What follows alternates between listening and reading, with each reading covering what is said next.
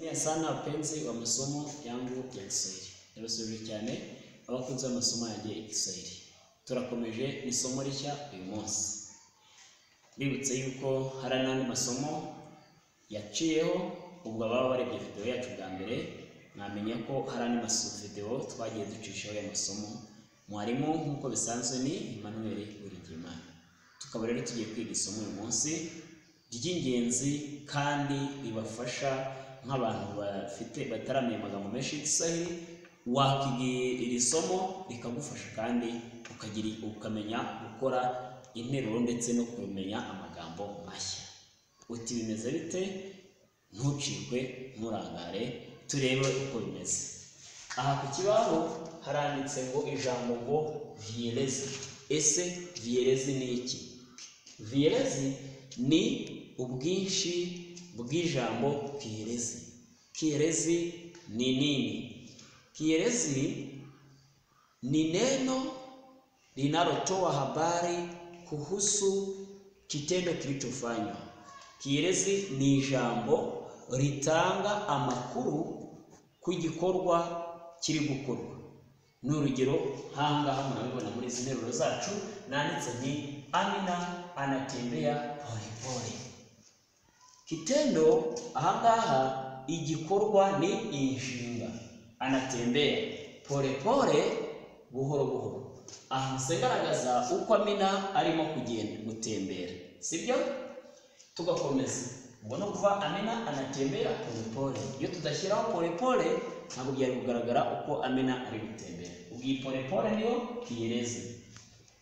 Turakomeza. Mama ameenda sokoni.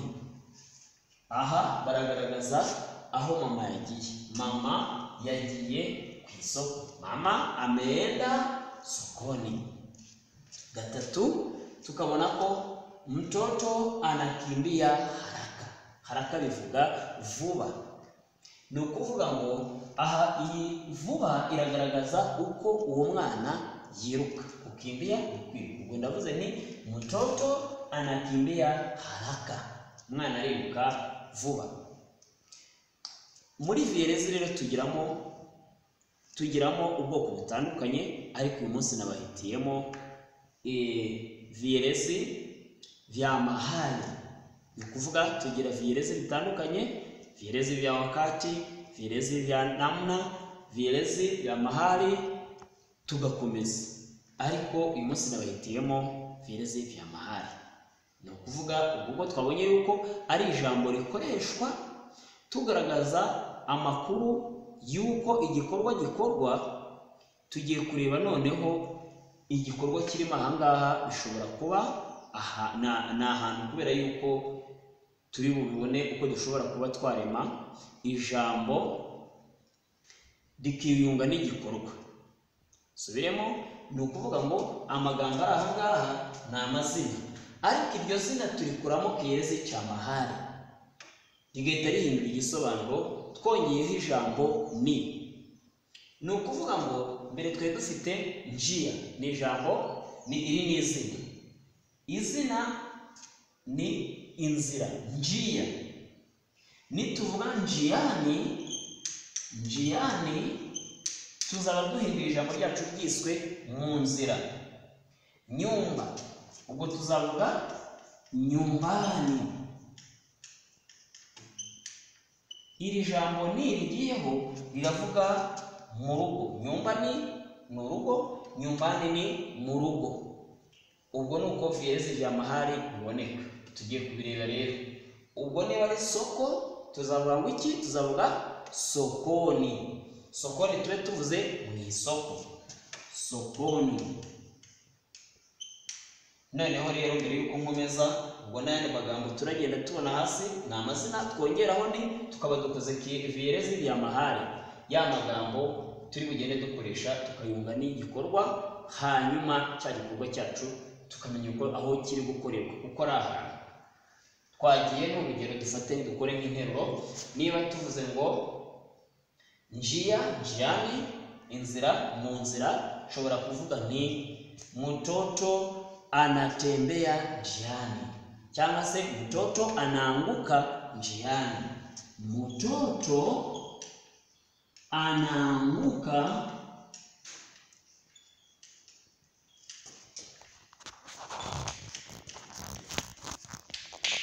na mvuze ngo kuanguka ni ukugwa. Ubwo namvuze ngo umwana aguye mu nzira. Mvuze ngo mtoto anatembea njiani, namvuze umwana aratembera mu nzira. Niba dushaka kuvuga wenda tuti dushaka kuvuga tuti Paulo anakimbia njiani, Paulo ariruka mu nzira. Ni ukuvuga ngo tuhise dufatira ijambo ryacu niryo riri kugaragaza aho igikorwa ari kiri kubera, ari nacyo cyitwa kielezi cya mahali nk'uko nabibasobanuriye. Okay, aha ngaha tuzavuga tuti mama, wenda n'urugero mvuge ngo mama, mama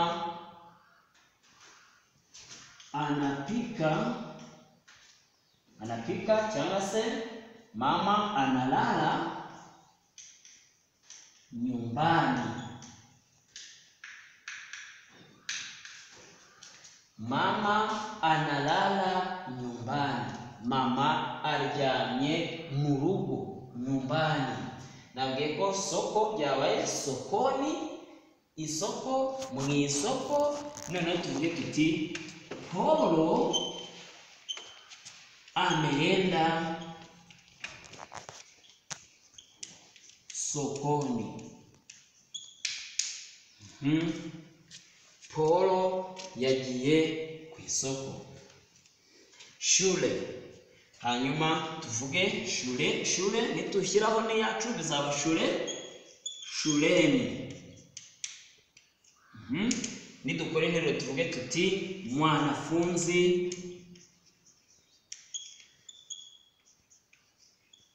mwanafunzi ameenda shuleni. Ayo magambo aratugaragariza aho umwana umunyeshuri yagiye. Mwanafunzi ni umunyeshuri. Mwanafunzi ameenda shuleni. Umunyeshuri yagiye ku ishuri. Darasa. Tuzavuga tuti darasa, nitwongeraho nituvuge darasa, darasani. Tuvuge tuti Paulo anakaa, Paulo yicaye, Paulo anakaa, kukaa no kwicara, darasani. Darasani. Tugakomeza tugende turebe. Twafashe ijambo twongeraho ni ntangaho turabikora. Msitu bivuga ishyamba. Nitushyiraho ni bizaba mu ishyamba. Mvuge ni msituni. Zavuga ni wanyamapori.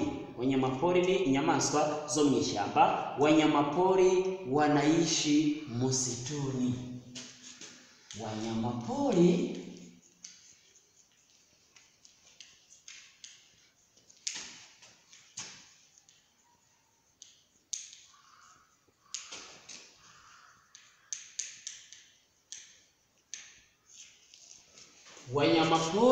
wanaishi msituni. Kuishi twabonye ko ari kuba. Inyamaswa zo mu ishyamba cyangwa se inyamaswa z'agasozi ziba mu ishyamba. Tugakomeza shamba.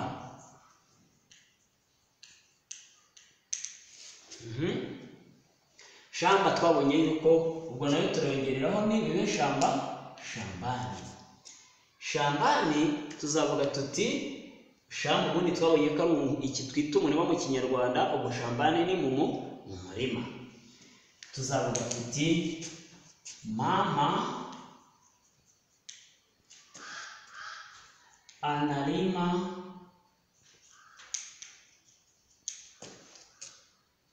shambani.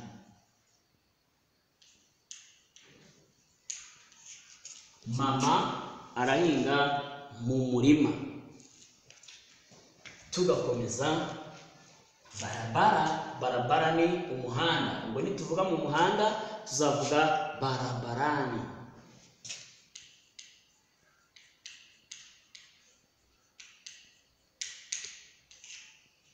Okay, ubwo tuzavuga tuti gari, cyangwa se tuvuge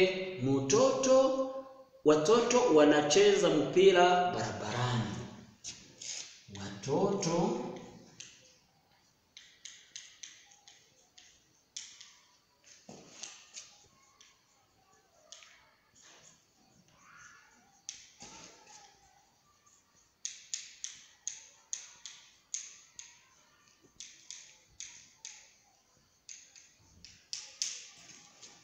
abana barakina umupira.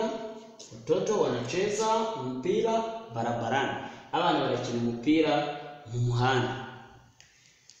Tugakomeza uwanja ni ikibuga. Ubwo tuzavuga ko ari uwanjani. Nitwongeraho ni uwanjani. Ubwo bibe mu kibuga. Noneho tuvuge tuti wachezaji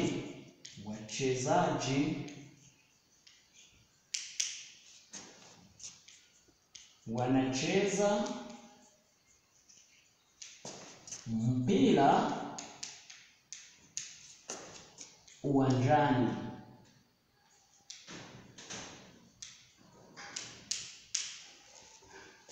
Wachezaji ni abakinnyi. Abakinnyi barakina umupira. Wachezaji wanacheza mpira uwanjani. Barakina umupira mu kibuga. Tugere kuri kitanda. Kitanda naryo ni izina, ni igitanda bisanzwe. Ubwo tuzahita tuvuga tuti ni kitanda, kitandani. Okay, kitandani tuzavuga Amina analala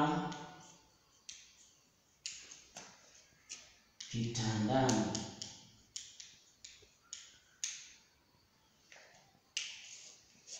Amina aryamye kitandani. Aryamye cyangwa se Amina aryamye kitanda. Dushobora no kuvuga tuti Amina yuko kitandani. Amina ari mu gitanda. Dushobora kuvuga ko aryamye n'ubundi bitanda mu buriri. Kijiji ni icyaro. Nitwongeraho n'ibizaba kijijini.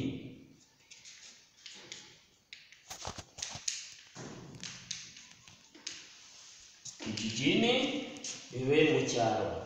Ni ukuvuga ngo nzavuga Uwera anaishi kijijini.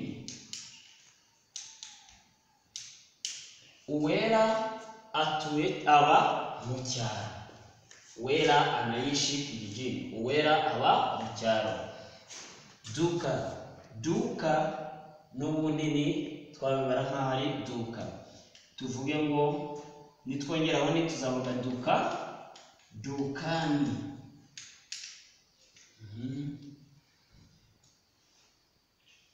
Dufate izina ry'umuntu tuvuge tuti Kamana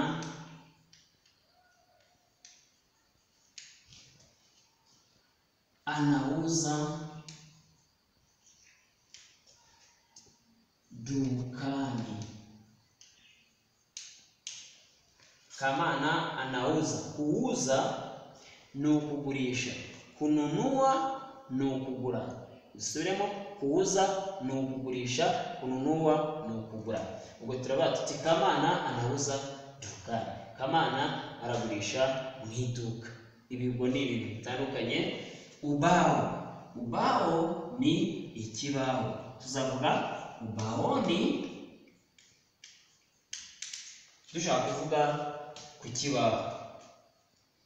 Ni ukuvuga ubwo tuzavuga tuti mwanafunzi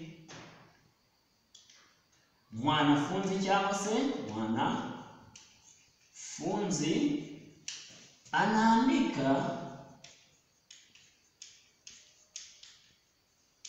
ubaoni. Umunyeshuri araandika ku kibaho. Mwanafunzi anaandika ubaoni. Okay. Mfuko ni umufuka. Noneho nituvuga umufuka tuzavuga mufukoni. Mufukoni. Mfuko tuzavuga tuti pesa zipo mfukoni, cyangwa se funguo zipo mfukoni. Funguo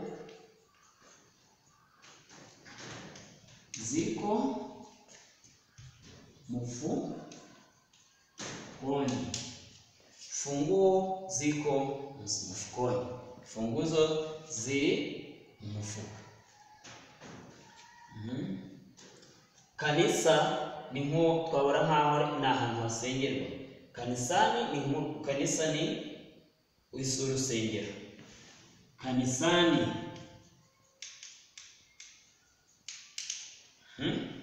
Ubwo tuzaba ngo Wakristo wako kanisani. Au Wakristo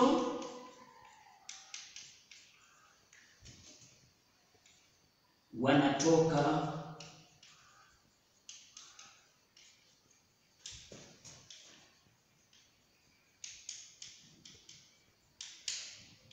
nababwiye ko kutoka ni ukuva. Ubwo nivuga Wakristo wanatoka kanisani, nzamvuze ngo Abakristo bavuye ku rusengero. Ndahamya ko rero bimaze kubona uko dukora vierezi y'amahari. Nizere yuko isomo mwaryumvise. Noneho tuzakomeza nejo cyangwa ejobundi turebe irindi somo rikomerejeho n'andi magambo. Tumaze kubona iri somo n'irindi rikurikiyeho, muzaba muri uko byagenda kose. Mbashimiye ko mwakurikiye isomo, kandi nkanashimira abantu mumaze gukora subscribe kuri channel yacu, n'abandi mukomeze mudushyigikire, mukore subscribe, mukore share, musangiza amasomo yacu abandi bantu batandukanye, ku buryo byanze bikunze uyu mwaka uzarangira abantu benshi bamaze kumenya Kiswahili bakigiye kuri uyu muyoboro wacu. Ninawashukuru sana. Mungu awalinde.